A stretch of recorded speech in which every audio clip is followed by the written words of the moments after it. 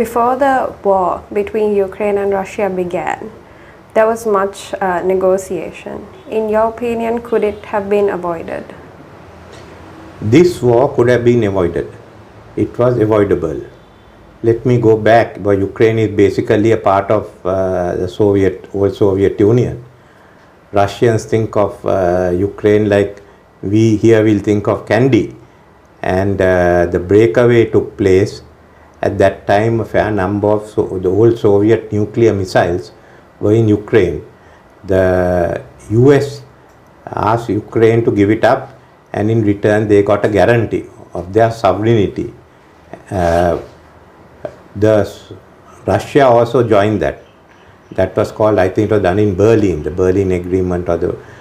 Thereafter there were problems between Russia and Ukraine, especially because NATO wanted to bring in missiles. And that's basically a part of the Russian old Soviet Union territory, which they should not have done.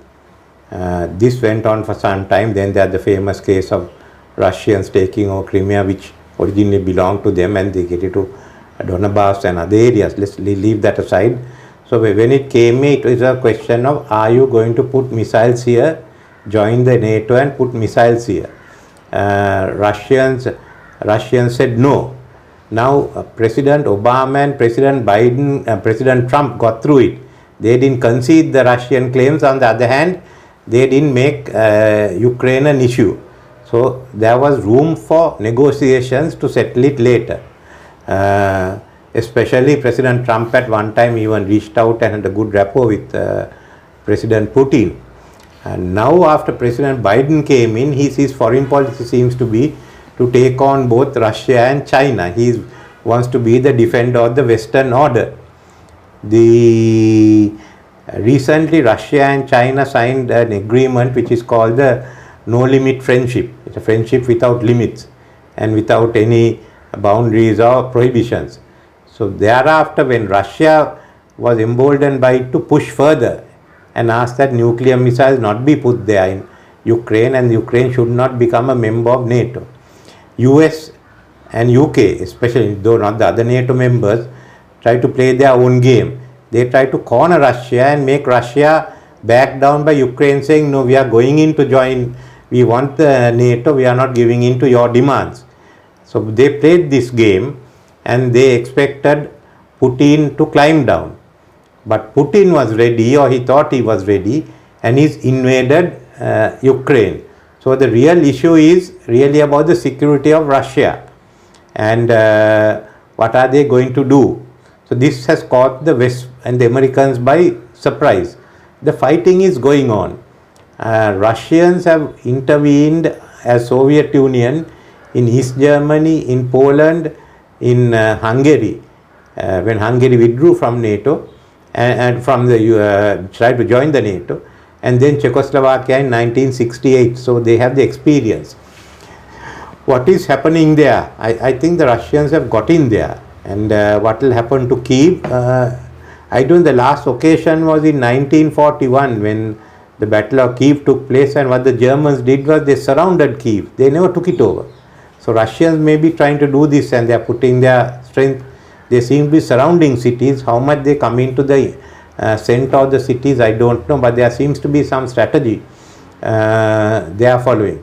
So this is what the war is. It could have been avoided, but it was not, because I think America tried to test its strength, and Putin is now responding to it with his strength. Fact is, America is more powerful, but Putin has the second largest nuclear arsenal in the world, and the danger lies there. Now that the sanctions have been in place with the US and the West, do you think that the war from Russia's side would stop? I don't think. The sanctions was the only remedy that the West could use, because when they were caught with the Russian invasion, what could they do? They were not prepared to fight. They were not going to fight. Europe was not going to fight. America was not. Their mood is not for a fight. So only issue that President Biden had was sanctions. They were talking of sanctions. They've gone beyond the normal sanctions, bringing in SWIFT and others. So they are now trying to use the sanctions on Russia in the hope that Russian president will be brought down by the Russian people. That will turn bad for them. Putin will lose his position. But there's another side of politics to it, because for instance, Boris Johnson was about to lose his position as Prime Minister of the United Kingdom. Now he is upping it so that he will go up in the polls. He already has climbed about 6 or 7%, and he is taking a tough line. For President Biden also, he is in a problematic area, because President Trump says, there was no war in my time, I knew how to deal with Putin and how to handle Ukraine. You couldn't do it. So now he has to show that he is going to bring results, and he must bring results quickly, because he is going to lose the midterm elections. So he is pressing hard on the sanctions, thinking Russia will come down and he can save himself. But basically a lot of the American issues will be domestic issues, and the Republicans won't be unhappy if the Russians stay on in Ukraine for a bit longer, because then they can get the advantage of it. The third man with elections is President Macron of France, but he is playing a different role. He is showing that he can talk to Russia, he can talk to the West, he can talk to China, and telling the Frenchman, if you remove me, you won't have a global leader recognized globally. So he is playing a different game to the other two. And now the Australian Prime Minister Scott Morrison, he is also having elections. He is also upping his stakes to show that he can be tough on China. But all this means that we are going forward, we don't know where this will end.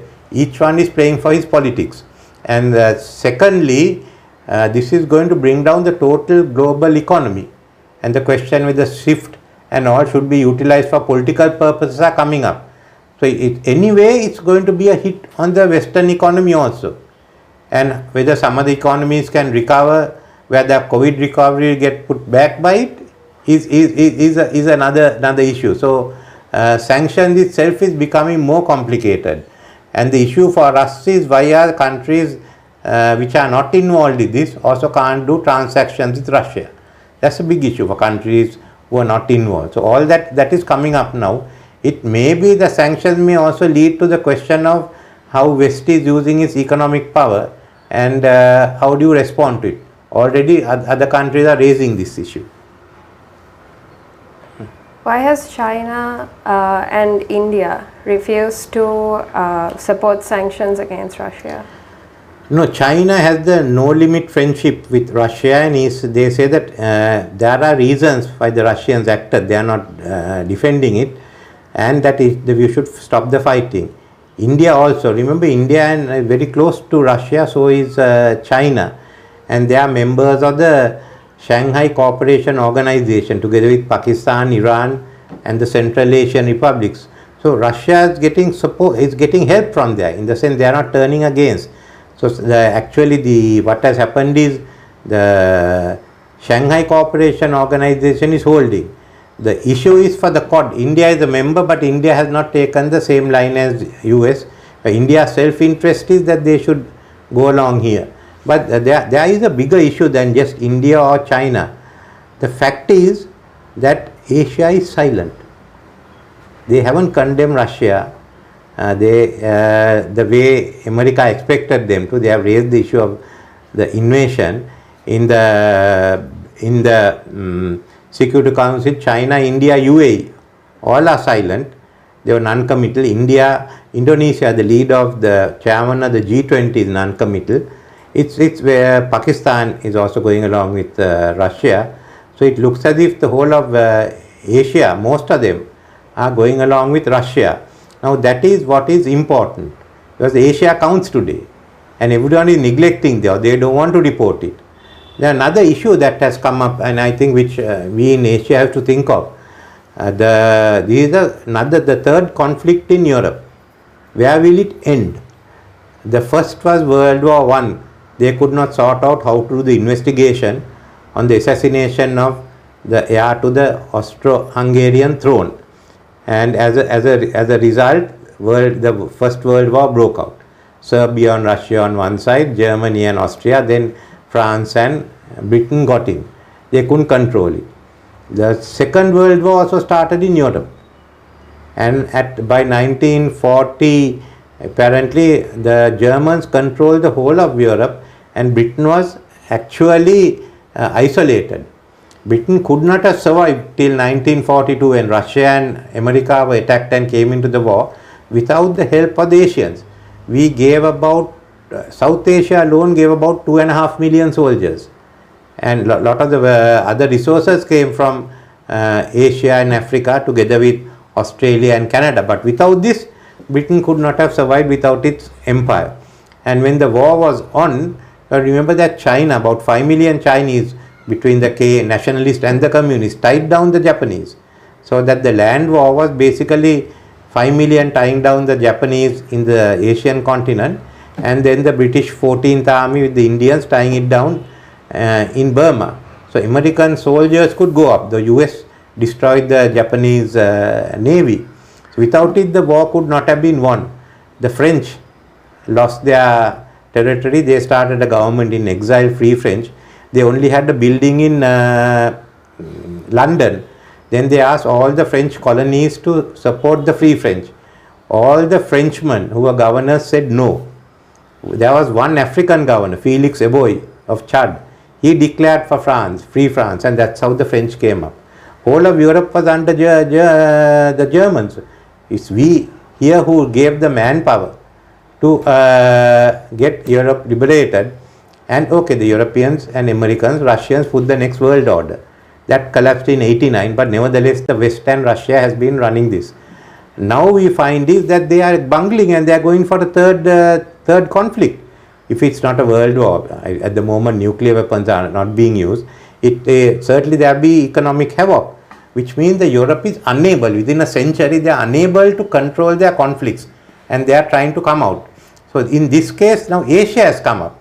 So many of us in Asia feel that it's the time Asia stepped up and said this is not anymore your issue. This is our issue. We don't want to go to war. We are not allowing the West to run it the way they want to. We all have to get involved. And the Asia staying silent is a message, because now the African Union has also not taken part. Though Brazil and Argentina supported US, the Mexicans have stayed out. I don't think it's about the Russians, what we do, because everyone has accepted the fact that Russians have invaded Ukraine. We know they have a reason, they had a problem, they have invaded Ukraine, but the problem there is not that. If you ask everyone, they'll say Russians have invaded Ukraine. The problem is they don't approve of what the West is doing. So everyone is staying silent. The Asians are saying, look, we are the most powerful countries now, economies are growing, we can't get affected by this, we can't have a world war, we have our disputes but we haven't gone to this extent. So what's happened? Look at China and India had some problems on Himalaya, but if somehow they were able to sort it out. But here, on this main issue, they want to start a world war to win their elections. And therefore, the Asian view is, look, we can't allow the West only to decide the rules of the world. That Asia must come in. And that is what I think the view I have and many others have. There are no need to get involved. I think the government of Sri Lanka has also been non-committal like all the others, Bangladesh, everyone. Some of them who have commented and not said who has invaded whom. They said the invasions are bad and the war must stop. So this has been, this is what the media is not highlighting, because the West can't accept the fact that Asia today is also calling the shots. Sri Lanka is heavily reliant on Russia and Ukraine with regards to high exports in tea and tourism. How would this war affect our economy? Well, we get affected, though it's not as big as our exports elsewhere, especially tea. I think the low country and some of the mid grown go to Russia and Ukraine. We can't send it there. So that means a lot of families, low grown families and mid grown, smallholders are going to be having a problem. So will the factory holders. That's the big one. Secondly, is that they will have a big impact on the global economy. So we still don't know how it will work, because the Western economies will also get affected. Inflation will be high there. So it's not only a Sri Lankan issue. There's a specific Sri Lankan issue. There's another issue here. How can our economy be not affected by what's Everyone happening in will the be world? affected by this. It's how we go out. But there are a lot of potential now for Asia to think on its own. The firstly is that no one wants the SWIFT and others to be used as a political weapon. If US or UK wants to put sanctions against Russia, that's their business. But we should not be stopped from trading with Russia and others. It's a globalized economy in which we agreed that they should run the system. Now, if they are going to use it for political purposes where we lose, then I think Asia has to look at another system. China is starting a China-centric one. Some of the others may not want to have a China-centric one, but they may want to have one that is acceptable to all. I think even Africa will join it, and that's where the power is. So the West is losing that hold it had. Even the globalization they are put together, now they are taking it apart. So the West controlling these instruments of globalization and finance. If you look at the other side, now Dubai can develop because Dubai has not, UAE hasn't got involved in it. Dubai is the international financial center, already people are talking Dubai is safer, it doesn't play any politics at all. Now if you look at London as a financial center, many of our business, others all send their money, and from London they used to deal with Russia or any other country. Now when London stops all those transactions, London will lose out as a financial center. They've already lost out once on Brexit, and most probably they will lose some more, and Dubai will really develop. I feel that we have to look at alternate systems. Within 10 years, Asia is capable of putting it into order. So these are big risks that the Americans hadn't thought of, that their Western dominance of the instruments of globalization, especially look at the IT and all, are no longer relevant. Then if you look at the Western media, what they are saying is not been accepted in Asia. It's Al Jazeera who's there. Some look at here we look at the Indian TVs.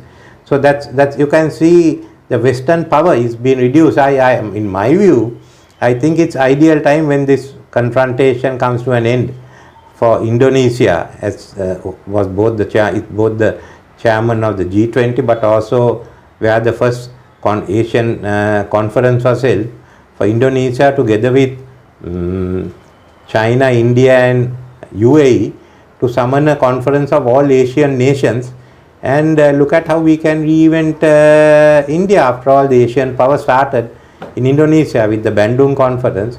So I think they should take the lead in calling for such a conference. Thank you, Mr. Ranil, for your point of view. Thank you for asking the questions.